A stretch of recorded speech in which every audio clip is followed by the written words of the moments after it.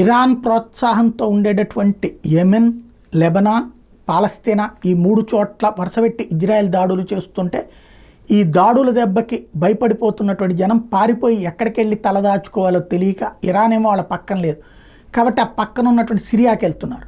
ఇక్కడే అసలు సమస్య వచ్చి పడింది. సిరియా బాటను లక్షలాది మంది పడుతుంటే వాళ్ళందరినీ పోషించగలిగిన స్థితిలో సిరియా లేదు. మరొక వైపు డబ్బులు ఉన్నటువంటి వాళ్ళేమో బ్రిటన్ లాంటి చోట్లకి వలస వెళ్ళిపోతుంటే సిరియా మీదన ఇంకొక వైపున అమెరికా దాడులు ప్రారంభించింది. 37 మంది మిలిటెంట్లని హతం చేసింది. సిరియా మీద అమెరికా సైన్యం తాజాగా విరుచుకుపడింది. ఆదివారం 2 దఫాలుగా దాడులు దిగింది. వీటిలో తీవ్రవాద ఇస్లామిక్ స్టేట్ గ్రూప్, అల్-ఖైదా అనుబంధ సంస్థకు చెందిన 37 మంది మిలిటెంట్లు హతమైనట్టు ప్రకటించింది. మృతుల్లో 2 సీనియర్ మిలిటెంట్లు ఉన్నారని చెప్పింది. అల్-ఖైదా అనుబంధ హుర్రాస్ అల్-దీన్ గ్రూప్కి చెందిన సీనియర్ మిలిటెంట్తో పాటు మరో 8 మంది లక్ష్యంగా చేసుకుని మంగళవారం వాయువ్య సిరియా మీద దాడి చేసినట్టు అమెరికా చెప్పింది.